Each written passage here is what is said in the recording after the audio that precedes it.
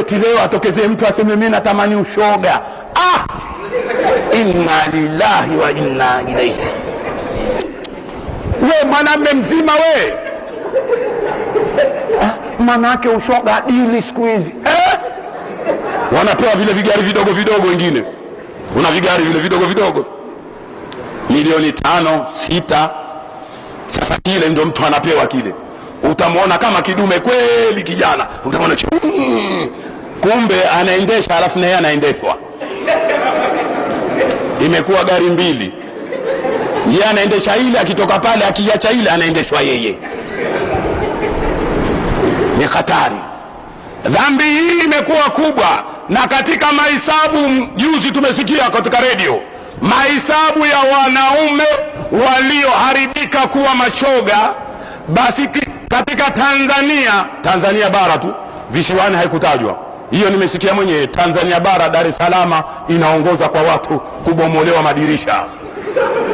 madirisha ya wazi, nyumba zenyewe za ghorofa, alafu madirisha yenyewe hayana nondo. Wakati wote mtu anaweza kudondoka chini, madirisha hayana nondo, alafu nyumba ya ghorofa. Sasa usikilizie habari nzito hii. Ndo hali sasa hivi Dar es Salaam imeharibika. Wenyewe wamesema tathmini ya kwamba madirisha yaliokuwa wazi kwa vijana wa kiume ni hatari. Madirisha yote ya wazi. Usibabaike mtu kwambia waliopaswa ondoka hapo, kumbe si hafai. Asikutishe kwa mdomo. Sasa maana wengine wanatisha kwa mdomo. Nitakufanyia sasa hivi, wakati ile kashafanyiwa. Nitakufanyia ukiona sasa hivi. Chanifahamu sio? Mimi hapa nilipo niko njui. Kweli uko njui, ushakunywa kweli. Umekunywa pombe hazitambulikani. Sasa baada ya pombe ya maji, sasa watu wanakunywa na pombe nyingine. Balaa mtindo mmoja. Dar es Salaam inaongoza, halafu wanasema inafuatia Tanga. Wakataja na mji mmoja Kigoma na Mwanza. Ni miji hatari sana.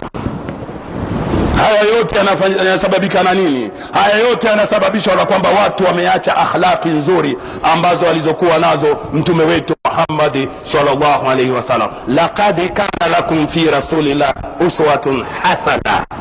Kwa hakika mtume Muhammad sallallahu alaihi wasallam amekuwa kwenu nyinyi ni kigezo kizuri, ni mrembo aliyeleta urembo wa kujipamba. Watu waanzie kujipamba ndani ya dunia yao, katika amali zao zipambwe, wafikie hali mpaka wafikie ndani ya janna.